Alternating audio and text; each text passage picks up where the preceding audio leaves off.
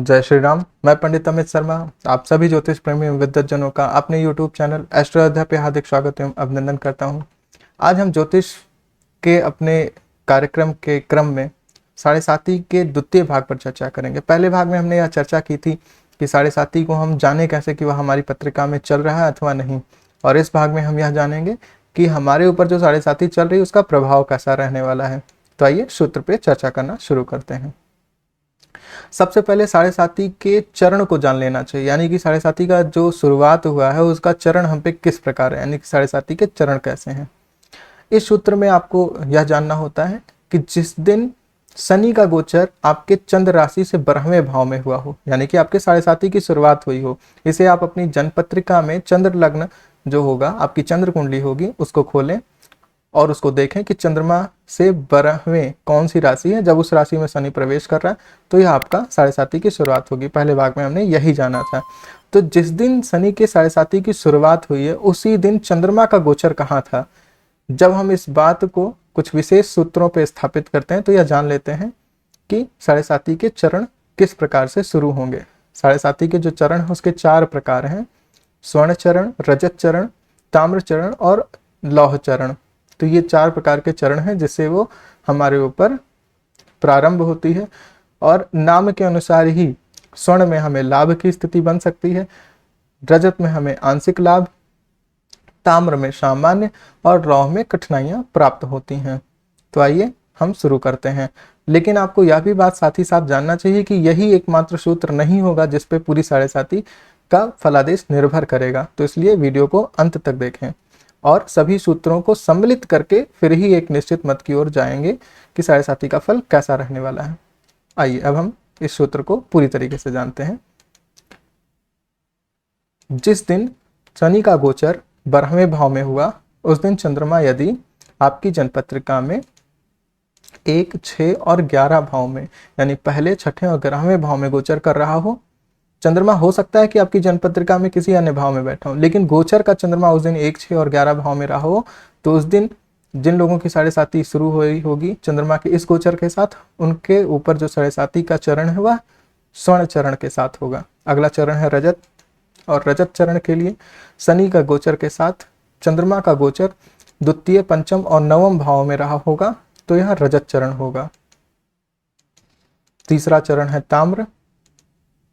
ताम्र चरण का भी वही सूत्र है कि शनि के 12वें भाव में गोचर के साथ शनि के साथ साथ चंद्रमा यदि 3, 7 और 10 भावों में गोचर कर रहे हो तो यह ताम्र चरण होगा। ताम्र चरण के बाद लौह चरण, यदि शनि के 12वें भाव में गोचर के साथ चंद्र का गोचर 4, 8 और 12 भाव में रहा होगा, तो यह साढ़े साती के लौह चरण की शुरुआत का सूत्र है।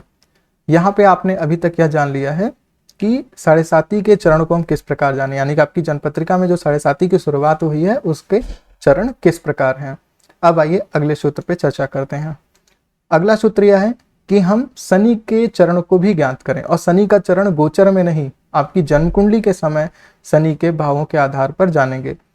जिस प्रकार से आपने अभी यह सूत्र ज्ञात किया साढ़े साती के चरण के लिए कि यदि जो है शनि के साढ़े साती की शुरुआत के साथ साथ चंद्रमा 1, 6, 11 भाव में थे तो स्वर्ण चरण था। 2, 5, 9 भाव में चंद्रमा गोचर कर रहा था साढ़े साती की शुरुआत के दिन, तो आपका रजत के चरण के साथ साढ़े साती की शुरुआत हुआ। यदि 3, 7, 10 भाव में चंद्रमा गोचर कर रहे थे तो ताम्र चरण था। 4, 8, 12 भाव में चंद्रमा गोचर कर रहा था साढ़े साती की शुरुआत के साथ, तो लौह चरण था। इसी सूत्र को यथावत आप स्थापित कर देंगे आपकी जन्म कुंडली में शनि को जानने के लिए, शनि के चरण को जानने के लिए, यानी कि शनि आपकी जन्म कुंडली में 1, 6, 11 भाव में कहीं बैठा हुआ है तो वह स्वर्ण के पाए में है। वह 2, 5, 9 भाव में बैठा है तो रजत के पाए में है। 3, 7, 10 भाव में है तो ताम्र के पाए के साथ आपकी कुंडली में शनि विराजमान है।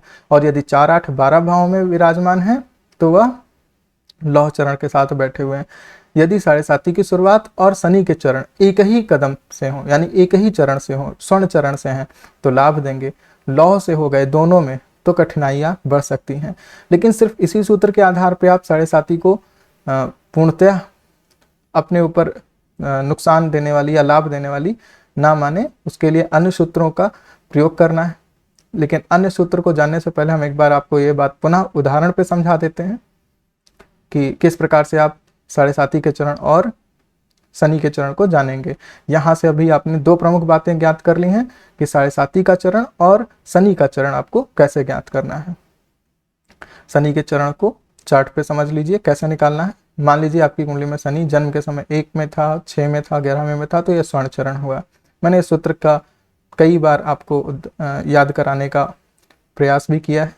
आप इसे चाहें तो पुस्तक पे भी नोट कर लें, अपनी कॉपी पे, नोटबुक पे नोट कर लें, ताकि आपको यह सूत्र याद हो सके। और जब आप कई बार इस सूत्र का प्रयोग करेंगे तो आप यह समझ पाएंगे कि साढ़े साती के और शनि के चरण कैसे ज्ञात करने हैं। आइए अब अगले प्रमुख सूत्रों पर चर्चा करते हैं। यदि शनि आपकी कुंडली में अपने मित्र राशि में बैठा है, या फिर शनि की ही लग्न हो आपकी कुंडली में, अथवा शनि के मित्र ग्रहों की लग्न हो, तो यह आपके लिए बहुत कम नुकसान करने वाली होगी। यानी कि आपकी जो साढ़े साती आपको बहुत कम नुकसान करेगी। आपकी राशि जो है और लग्न, यह बहुत ही महत्वपूर्ण होता है। लग्न का विशेष महत्व है साढ़े साती के प्रभावों के लिए। यदि आपका जो लग्न है वह मकर है, कुंभ है, वृषभ है, तुला है, मिथुन या कन्या में से है, तो शनि की जो साढ़े साती होगी इसके नुकसान करने के अनुपात और कम हो जाएंगे। जैसे मान लीजिए आपके साढ़े साती का जो चरण है वह भी स्वर्ण में है, जो शनि का जन्म के समय चरण था वह भी स्वर्ण में है, आपकी कुंडली में मकर या मिथुन, तुला, वृषभ, कन्या आदि लग्ने हैं जो शनि की लग्न या शनि के मित्र लग्ने हैं, और स्वर्ण चरण के साथ शुरुआत हुआ है, तो साढ़े साती लगभग आपको मान के लिए चलिए बहुत ज़्यादा लाभ करेगी। उन 7.5 वर्षों में कोई बहुत विषम महादशा अंतरदशा आपकी गड़बड़ ना रही हो तो साढ़े साती का नुकसान करने के चांस बिल्कुल खत्म हो जाते हैं। इसके अतिरिक्त किसी शुभ ग्रह की दृष्टि पड़ जाए तो ये सोने पे सुहागा जैसा होगा।